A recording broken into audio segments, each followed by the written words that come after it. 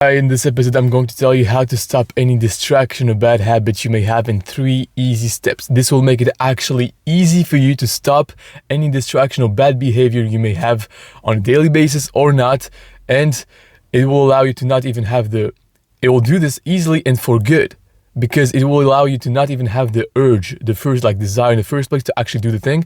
And it's not just removing the app or removing the distraction from your environment. It's something much deeper.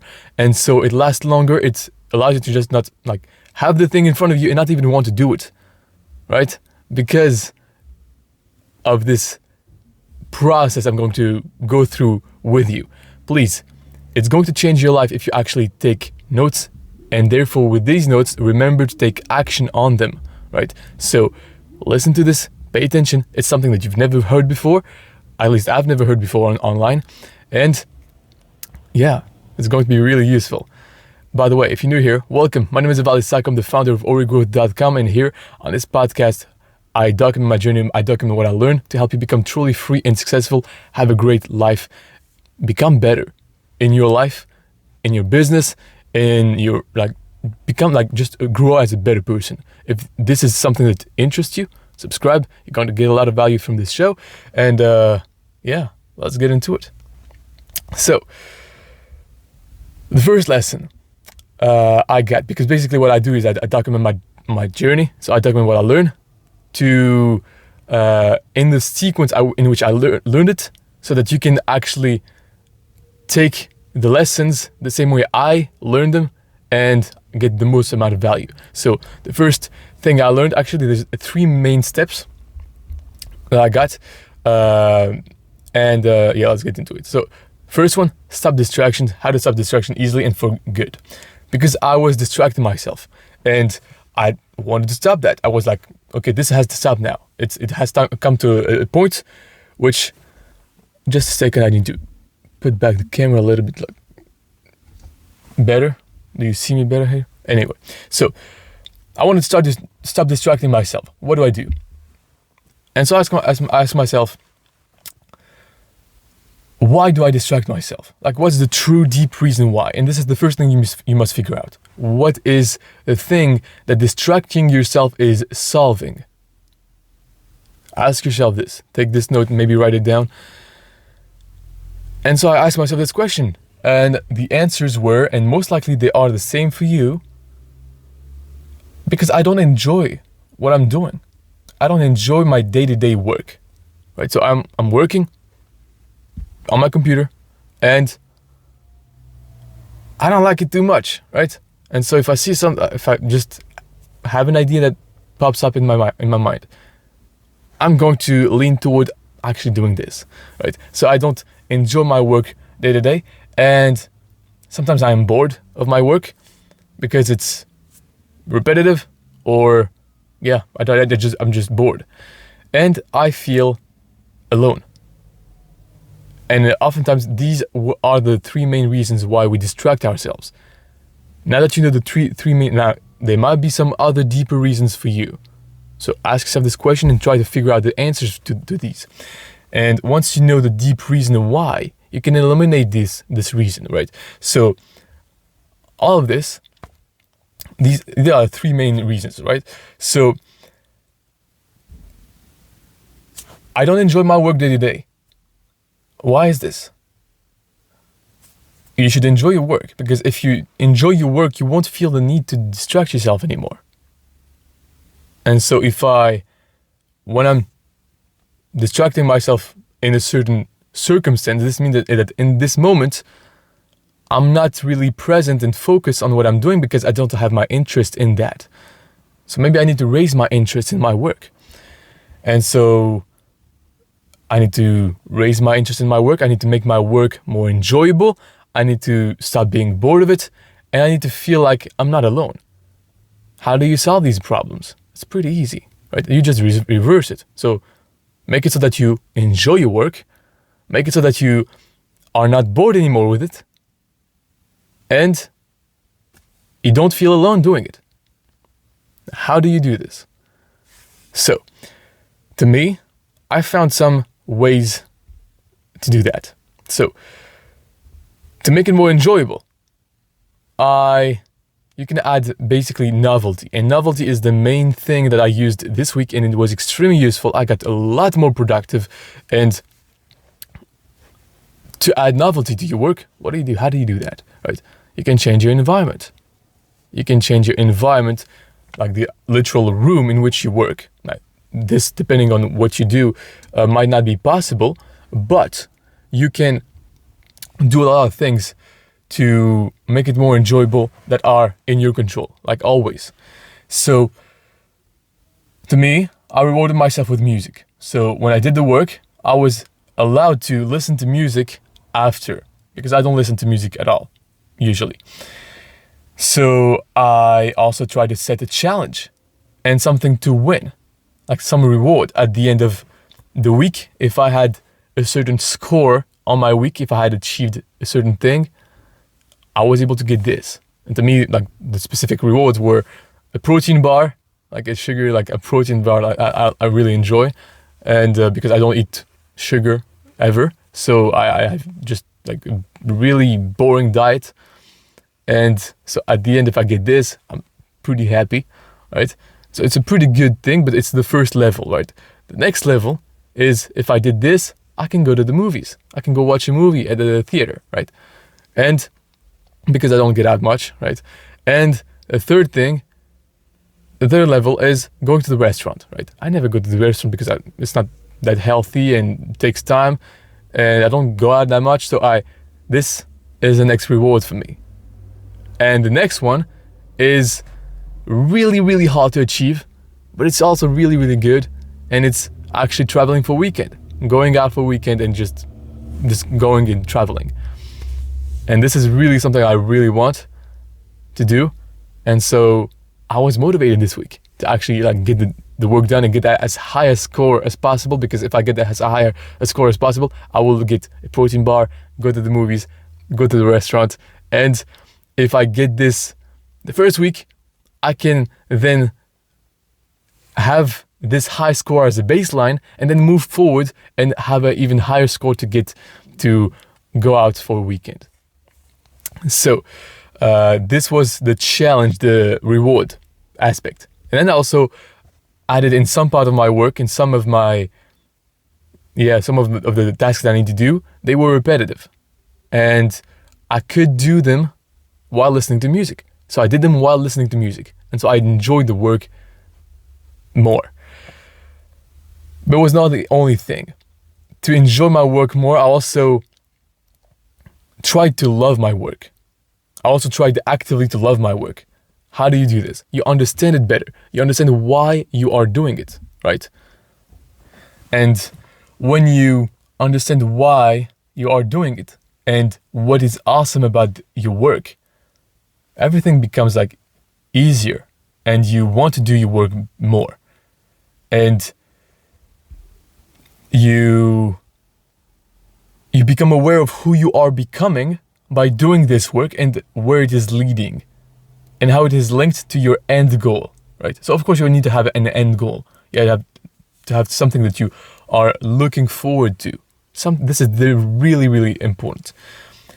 Another thing that I started to do this week is I started dressing up again.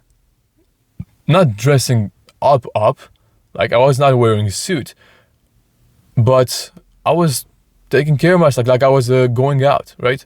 Like just dressing differently, just that, because I used to wear like the same thing and being basically just with a short, with a gym shorts and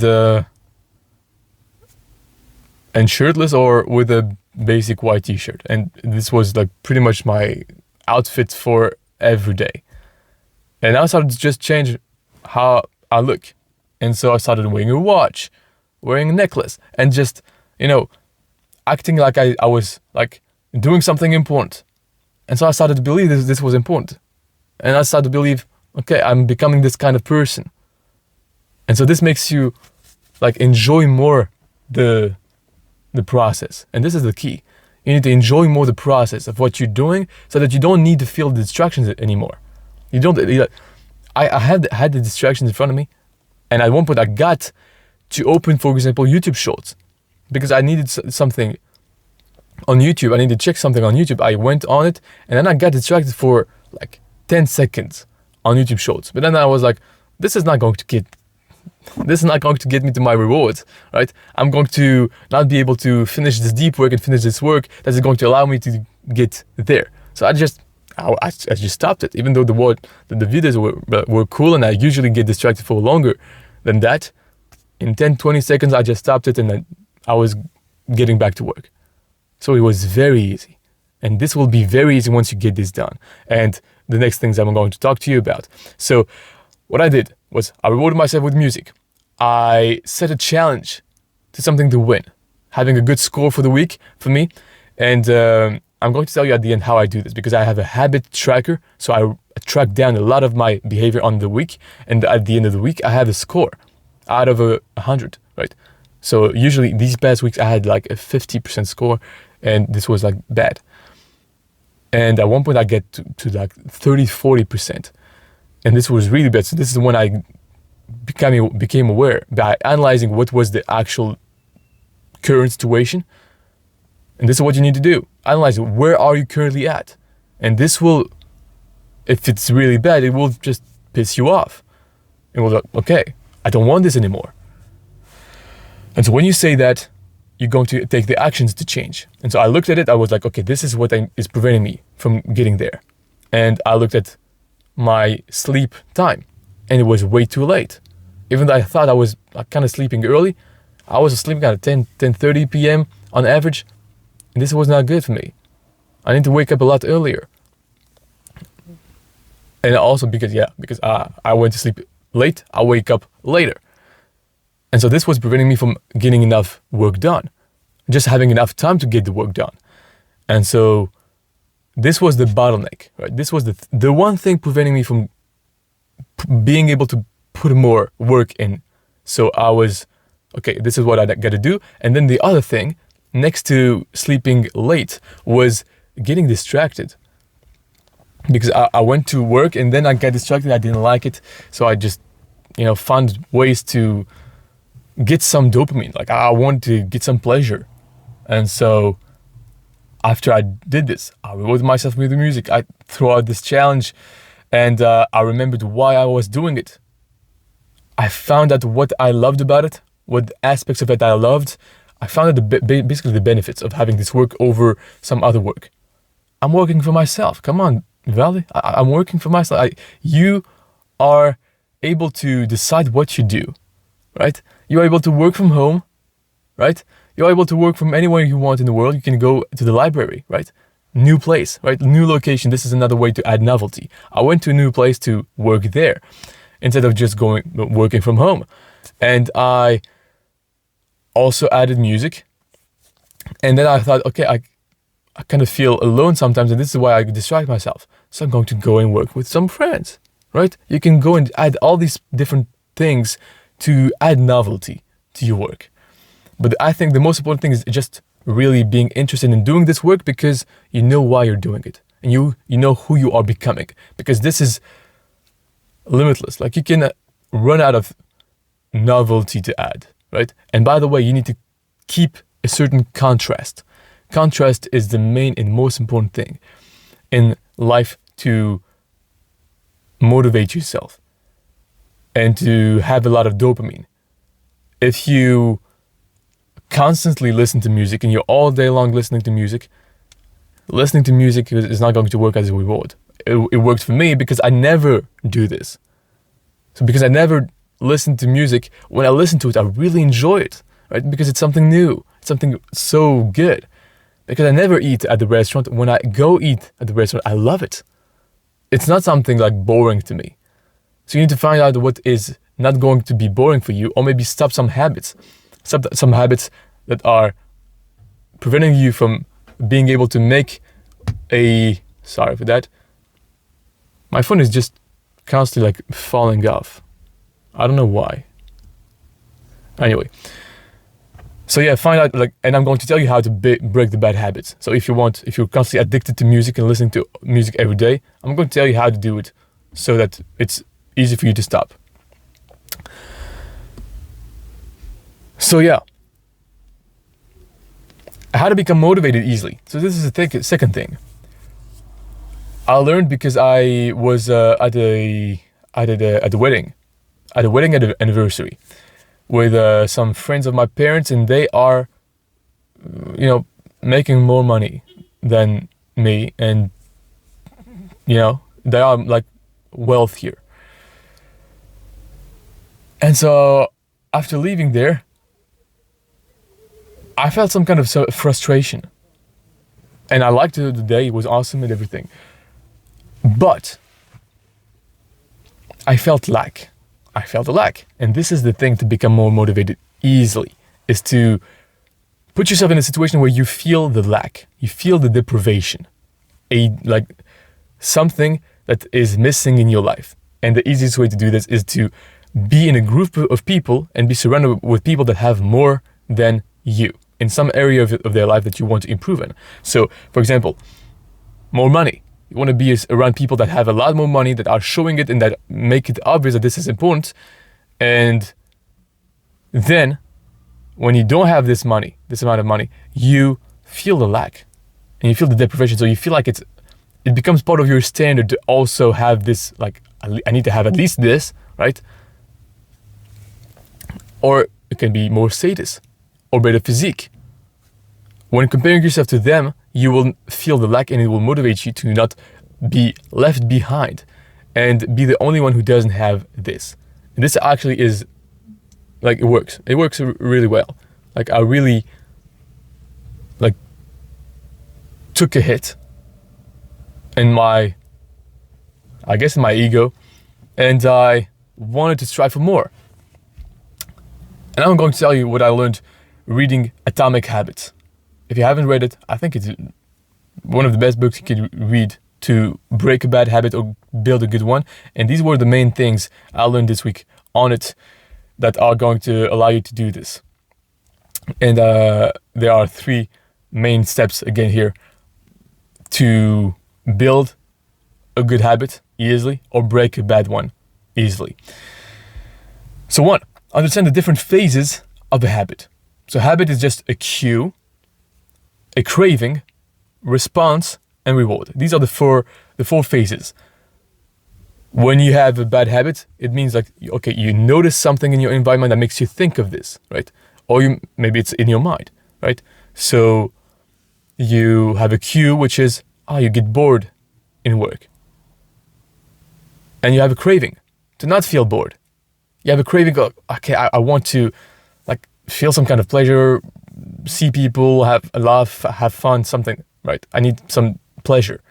So you feel the craving, and the response, you grab your phone and you get the reward, you scroll and you like it. You laugh, ha ha ha, right?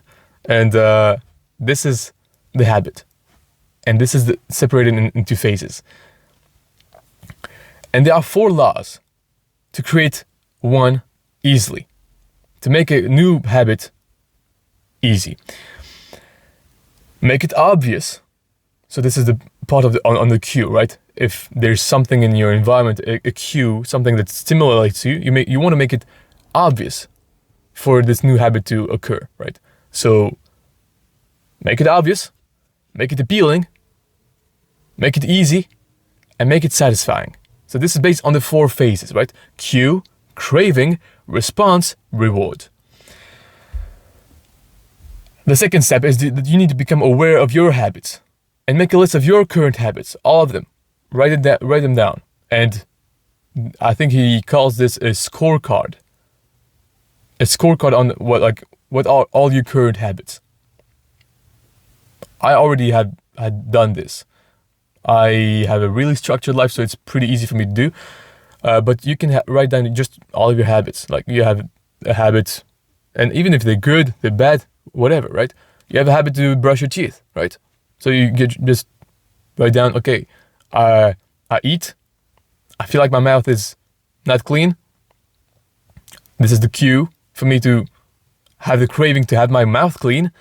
And so the response is going to brush my teeth, and the reward is feeling clean, feeling fresh, feeling your mouth being fresh.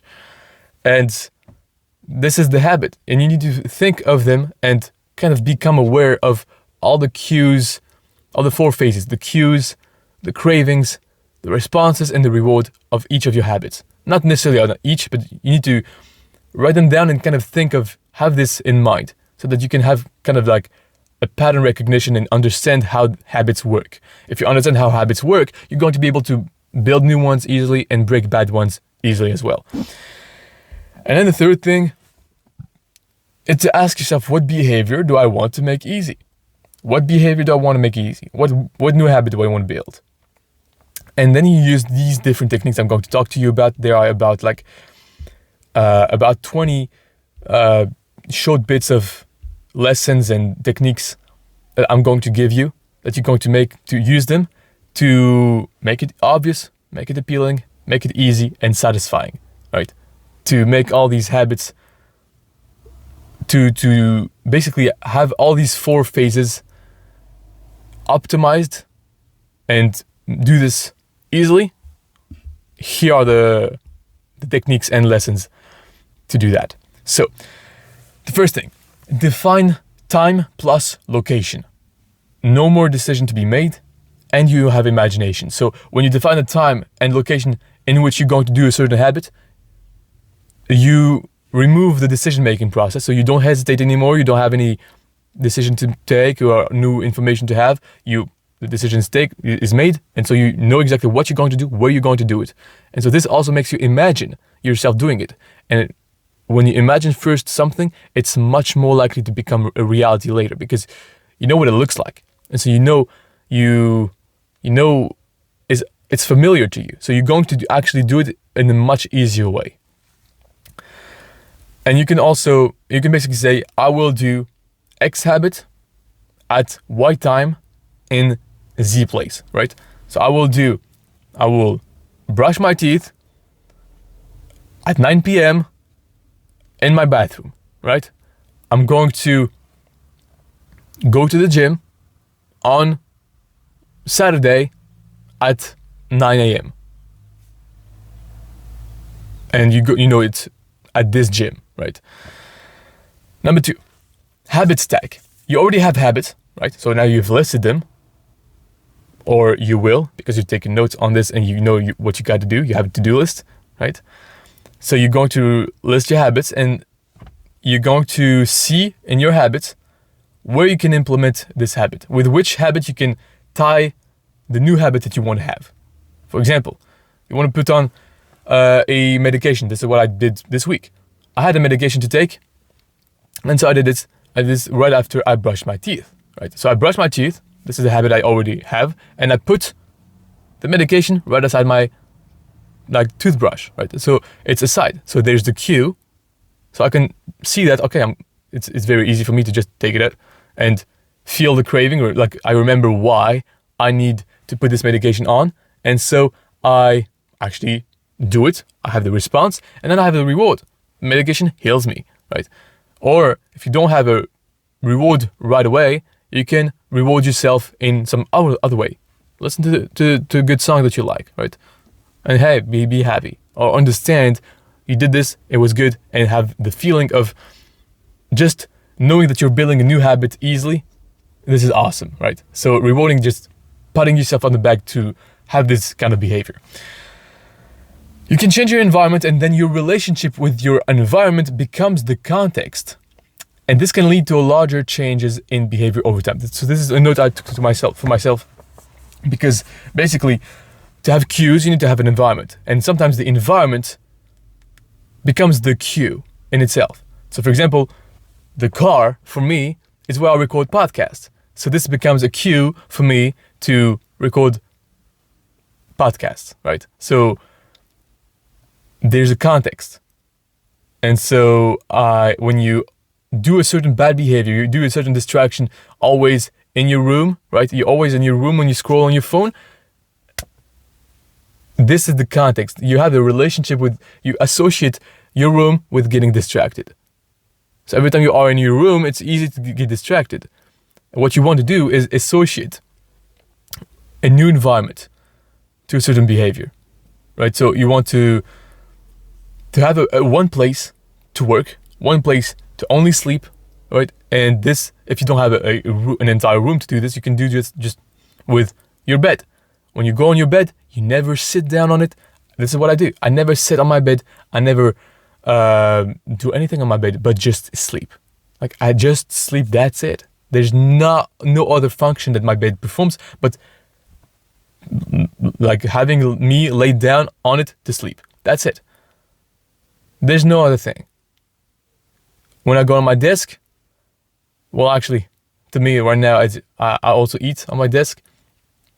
But it's better if you can just have one place to work and that's it. And you never get distracted on this place, right? Because if you distract yourself, you associate it with, like, the environment tells you in this place you kind of like are used to get distracted. So you want to dissociate that if you have this habit. And so you want to either for a moment just take a step back and just stop doing this for a long time, or stop going in this environment, and stopping yourself from having the ability to distract yourself in this environment, to make this environment not be in the context, and have this context in your mind of this environment means I distract myself. Every habit is initiated by a cue. We are more likely to know the cues. We are more likely to do the cues to notice. Yeah, I wrote this note incorrectly. We're more likely to notice the cues that stand out. So you want to make your cue stand out. If you want to read a book, make your book like stand out on your desk. Like, okay, it's right there for your taking, or you're going to, you want to read it at 9 p.m. before you get to bed. So you put your book on your bed, right? So it's obvious, like before like getting to sleep, you have to read this book, right? It's obvious, it's easy.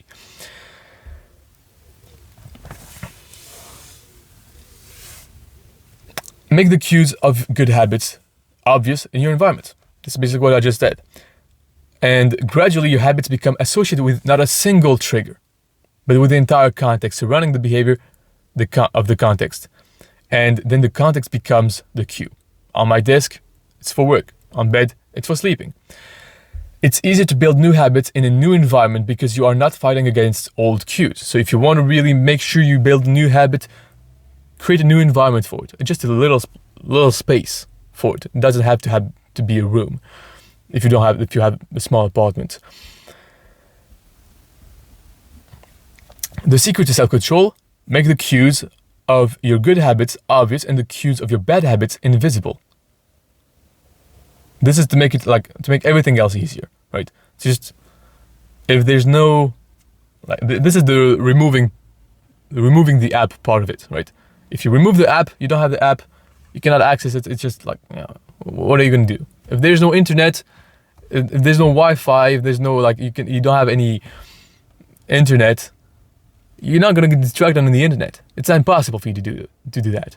If you don't have the PlayStation, you're not going to go and play. You don't have it.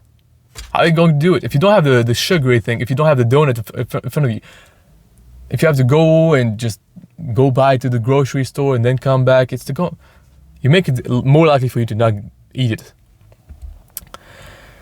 The inversion of the first law of behavior is make it invisible, right? So you can basically have the 4 laws that I listed in the first place. So the first law is make it obvious, make it appealing, make it easy, and make it satisfying.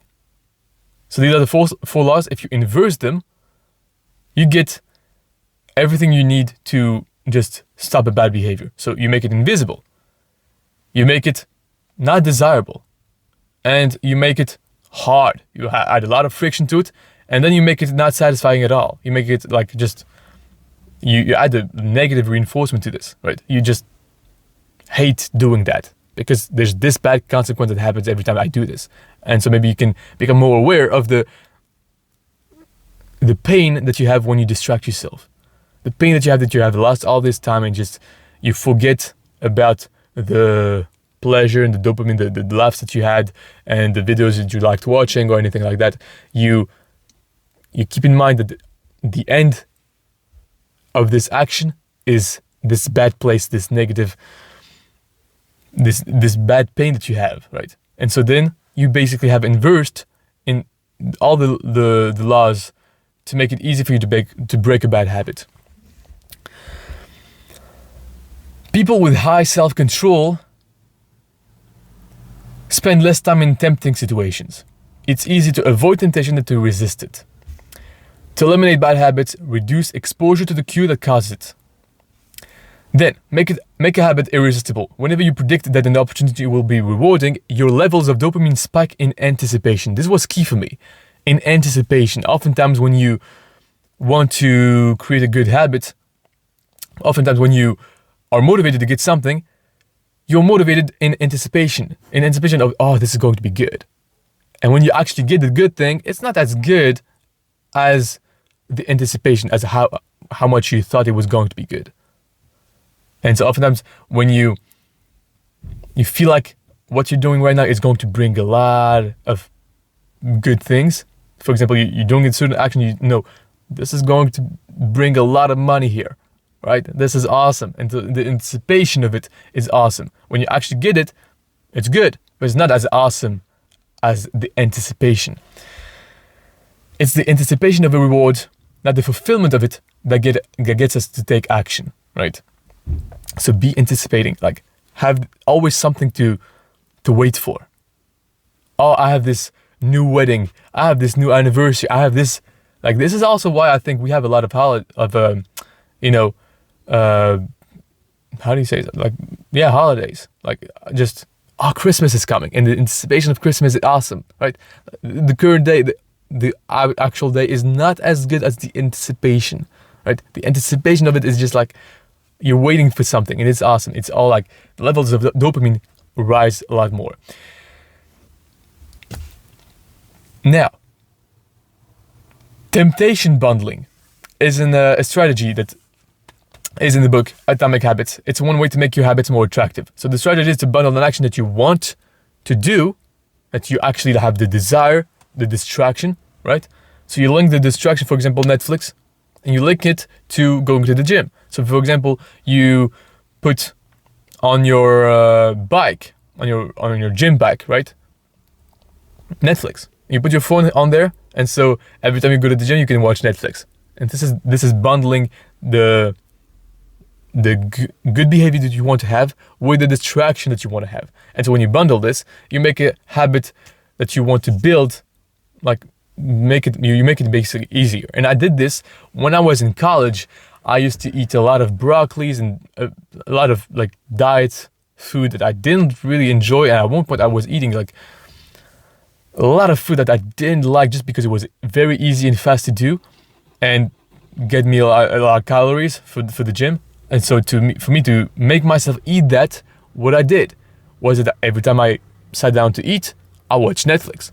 And so with time, I just loved my meal. I didn't love it, but it was really like pleasing to go and just sit down and eat dinner because I watched Netflix. And so I associated my behavior that I wanted, eating this meal, with watching Netflix, what I really enjoyed doing.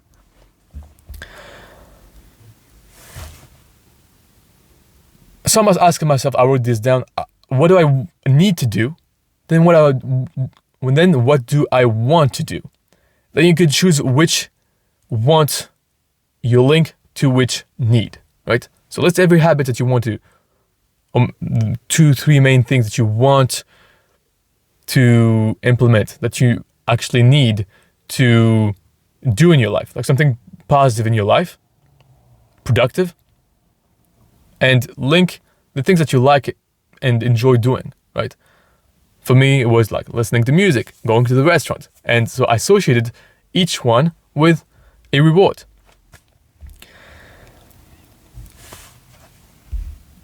We imitate the habits of 3 groups in particular: the close, the many, the powerful.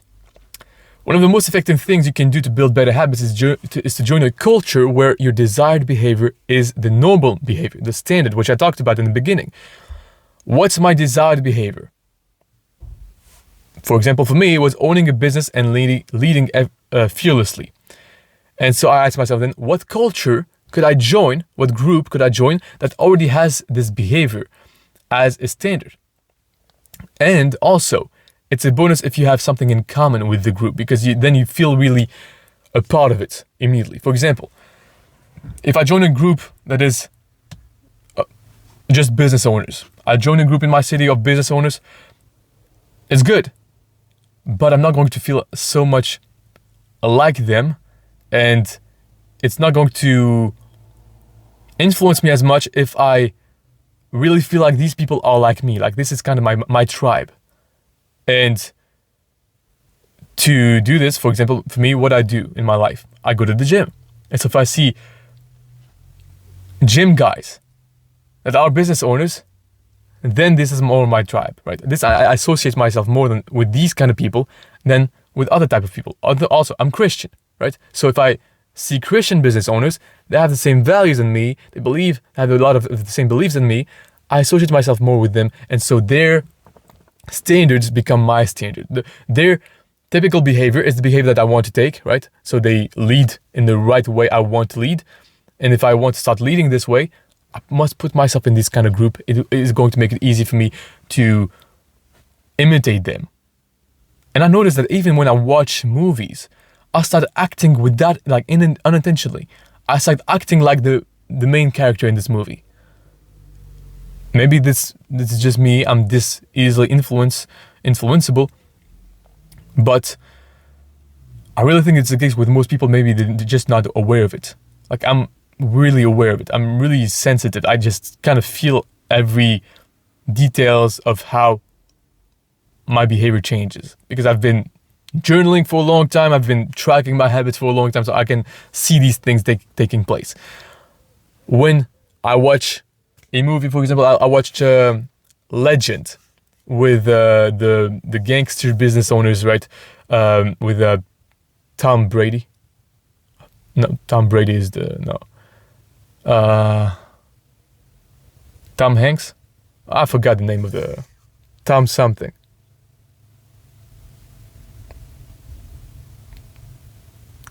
I can't. Yeah, Tom. He plays like a gangster in London, right? And so the movie is called Legend, and they have a certain accent and they behave a certain way. And the next day I watched this movie, I started like feeling like I was acting like this guy. I was like having a lot less fear, being a lot more confident for no reason. Just I watched this movie, I felt like I was this kind of character, and I started acting like this. So put yourself in an environment, like when it's physical environment, it's much more powerful than just movies. The culture we live in determines which behaviors are attractive to us. So this is basically like using the law of make it attractive and make it appealing, right? And this is what being in a group makes this their habit. It makes it attractive because if we are in this group, we don't want to be rejected from this group, because if we are rejected from this group, like we feel like it's almost like it's like getting closer to dying. Because if we are alone, like we have this primal brain, and in the old times, if you were excluded from the group, you could die because you're alone. You don't have a lot of resources, right? So still in this day, this still works. So when you want to have a new habit, have the people around you have this habit so that you don't want to feel excluded. You don't want to feel like you're the only one who doesn't have this, right? This is kind of like the same thing that I talked to you about before, about deprivation and feeling the lack. We tend to adopt the habits that are praised and approved by our culture because we have a stronger desire to fit in and belong to the tribe.